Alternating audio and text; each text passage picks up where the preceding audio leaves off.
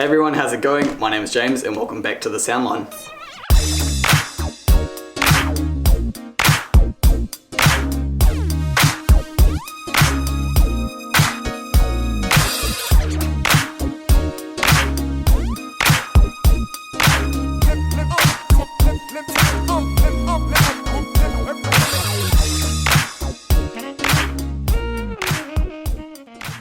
So as you guys will know by the thumbnail and by the title of this video, pretty interesting day today.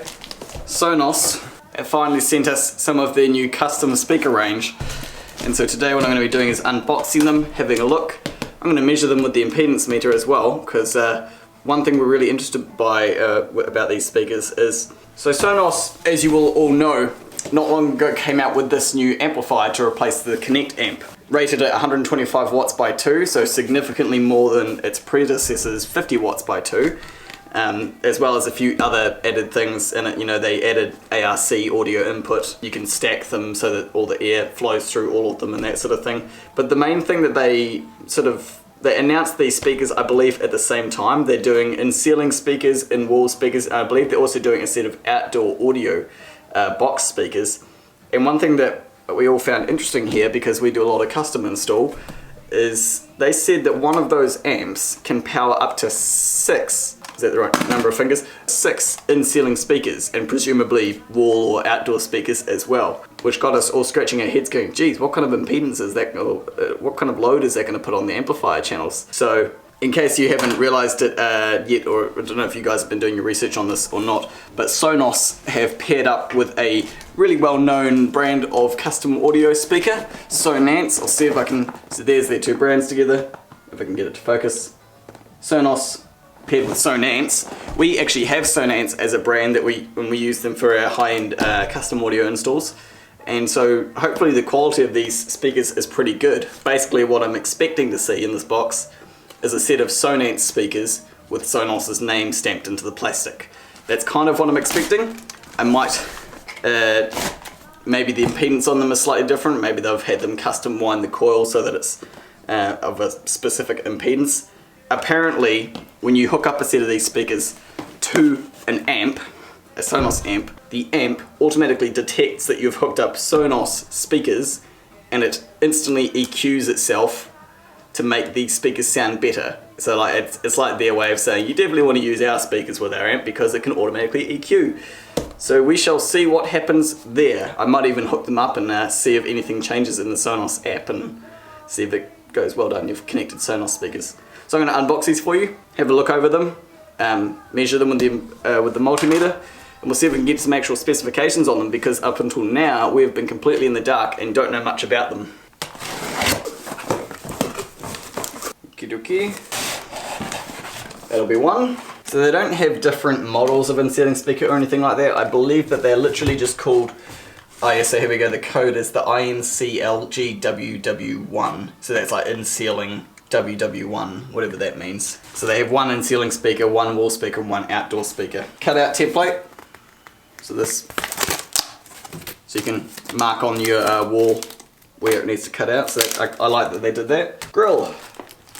Oh no, it's all attached, all one unit. Nope. I won't take that. Oh wait, is that, how is that attached? Oh, interesting. Oh, I think the grill actually magnetizes on, that's interesting.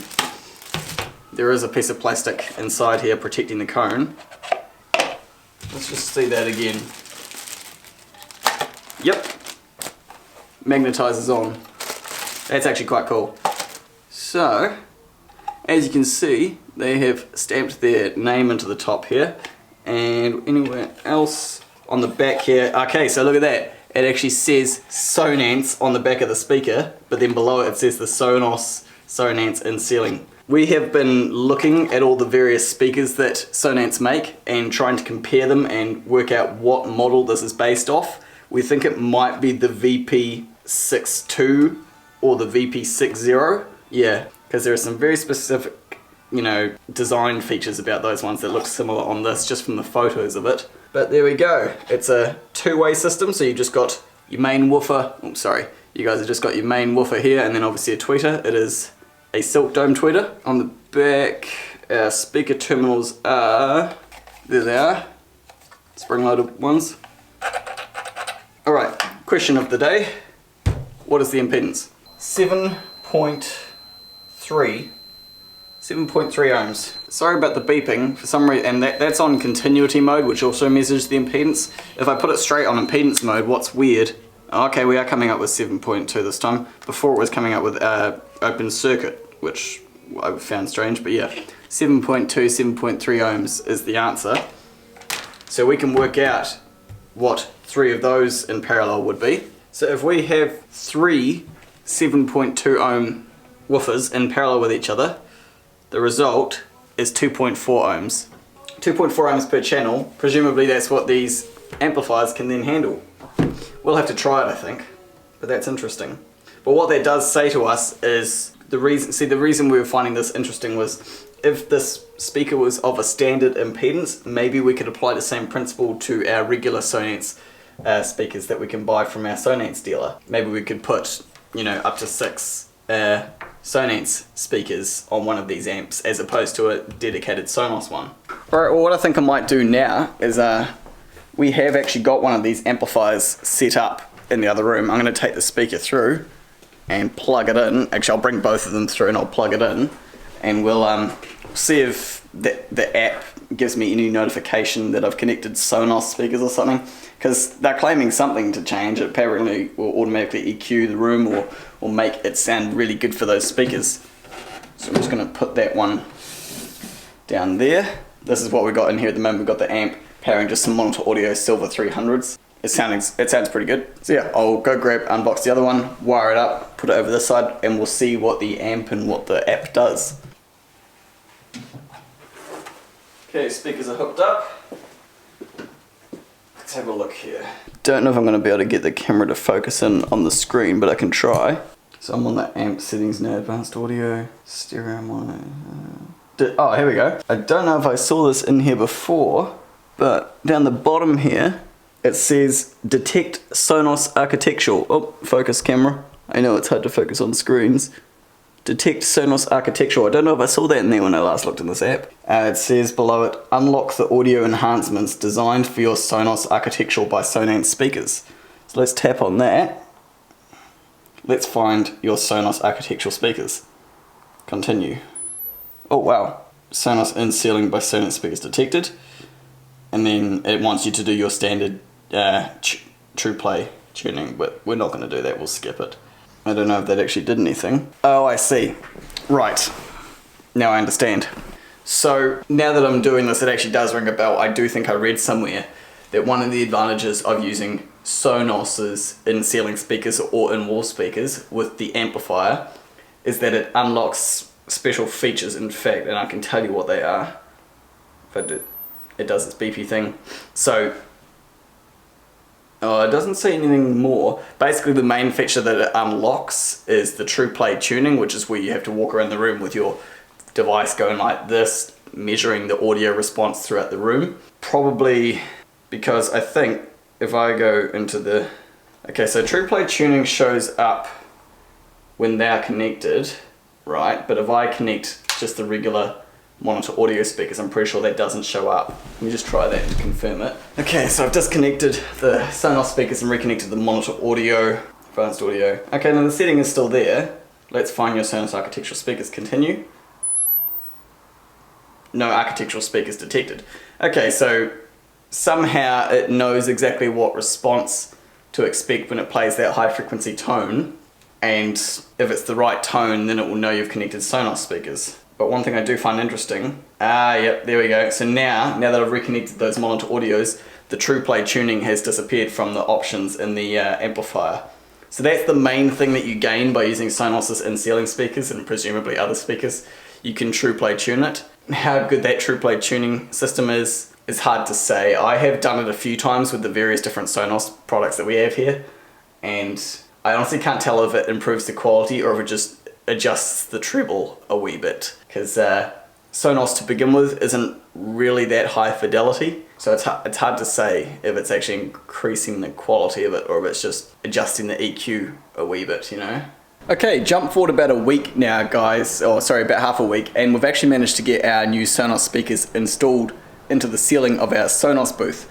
We've put them up there so that we can use them for using them like stereo speakers if you want to, use some of these for playing some, music in your kitchen or your living room or whatever it is. But also we put them at the back of this booth here so that we can use them for surround speakers to be paired with either a play bass or a play bar or a beam, and we can use them as surround sound speakers for the TV. We think we got them in a pretty decent spot. We wanted to put them directly in line with this line of lights here so they'd be architecturally matching, but unfortunately this big wooden beam that you see here actually carries the whole way through that false ceiling, so we couldn't, that's as far to the inside as we could get them because that beam is right there, and the same goes on this side. But we think they look pretty good there, and we're actually quite happy with how they turned out. The bezel is really, really thin. Actually, there's a tiny, tiny gap. They sit off the ceiling by like a fraction of a millimeter. But otherwise, we think they look really good. The grille design is slightly different to the Sonance ones, and you can kind of see the effect of that on screen. So they've got like a radial type of grille design here, so it goes around in circles, if you know what I mean by that. Whereas if you look at Sonance's regular speakers, this is what they're like. They're more of the hexagonal layout. This is really hard to focus on. There we go. It's more of a hexagonal layout where it's, all just one consistent pattern. So, I mean, that's cool because it gives you options for, if you have a specific type of grille that you like, you can choose to go either way. But what I'm going to do now is take full advantage of the fact that we're using Sonos ones and try to do the TruePlay tuning and see if it makes any difference to how they sound. Now normally I would control all of the Sonos stuff from our shop iPad, but the shop iPad has this great big docking case on it, which makes it really impossible to do TruePlay Sonos tuning because it requires the built-in microphone of the iPad. So I'm just going to do it off my phone here. So I'm just in the settings for the amp, which, by the way, our installer Tony has run the wires to this old amp bay here, so we've just got our Sonos amp hooked up. So I'm just going to go into advanced audio, detect Sonos architectural, and we're going to make it beeping sound. Oh wait, I have to click continue. Sorry, I was looking at the camera screen. There we go, it found them. Now I want to go tune with TruePlay. Tune your speakers. Yep, take off the case. I don't have a case. Begin tuning. Place your speakers. That's already done. They're in the ceiling. Continue. Rotate your phone. Continue.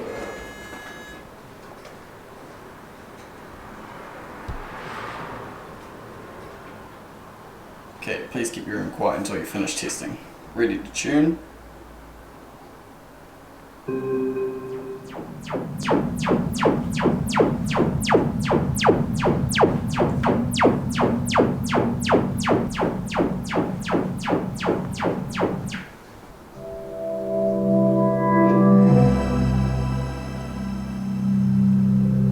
Okay, we're done. Flip your phone back to normal. TruePlay tuning complete. So you see now in the amp we've got the TruePlay tuning on-off feature, which means I can listen to it on and off on the fly. Yeah, literally one of the weirdest ways of tuning speakers, walking around a room moving your phone up and down using a built-in microphone on a smart device, which really isn't that great of a microphone, but hey, that's why we do these tests, to see if it actually makes any difference to the sound. Okay, so I think I'm gonna listen from over here, because technically that one there's the left speaker and that's the right, so I'll just sort of go over here and we'll choose some music to play. In fact, I don't need to use my phone anymore. Now I can use the iPad, which has a much nicer screen on it. Much bigger. By now, if you guys watch my videos regularly, you probably know my go-to song for testing. Here it is. Tidal. Oh, we actually need to make sure we're in the right room here. No. Need to be on the amp. There we go.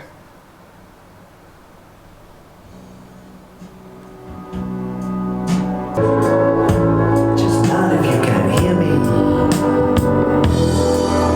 Is there anyone home? So I can turn this on and off on the fly.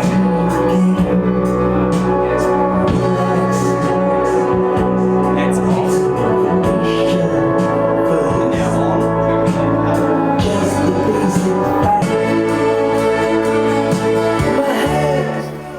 it definitely changes something. Like I can hear it EQing the speakers, and because Sonos have this kind of information locked down tight and doesn't actually show you what it's doing, I can't help but feel like it's simply increasing the bass, increasing the treble, maybe extending the digital crossovers a wee bit. I actually don't know, but what I can tell you, what I can hear that is different is the bass is smoother, the treble is definitely more crisp. It actually appears to roll off a bit higher up. So when the true play tuning is turned off, it actually sounds like it intentionally rolls the treble off too early and it sounds really muffled. Yeah, like I say, I really don't know if it's actually measuring the room through my phone's microphone and correcting, or if it's just doing a quick snap of its fingers and boosting a few frequencies. But I guess that doesn't matter. The point is, it makes them sound better. It does work. As far as volume goes, I'm just going to turn them up for a second and we'll see what kind of volume we can get out of them. It's probably 90%.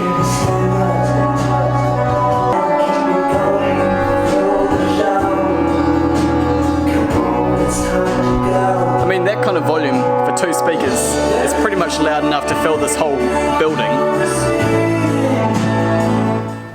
So I'd say, yeah, they're definitely sensitive enough, and like if it can fill the majority of this showroom with just 2 speakers, it would definitely sound better obviously with 4 of them or 6, because that way you can have the source of audio a lot more evened out. It'll be distributed a lot more evenly, puts less load on each speaker, and also means that the amplifier doesn't have to be up as loud to get the same amount of volume.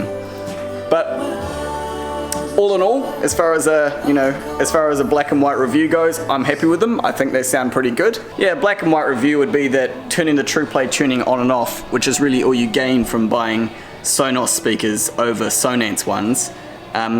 It sounds to me like it's applying, basically, if you guys know what a loud filter is, you see them a lot in like car stereos and home audio equipment. Basically, it's just a smiley face EQ curve, boost the bass a wee bit, boost the treble a wee bit, make everything sound a bit more powerful. That's kind of what it sounds like it's doing to the speakers to me, but who knows, maybe it is actually measuring the room with that microphone in my iPhone.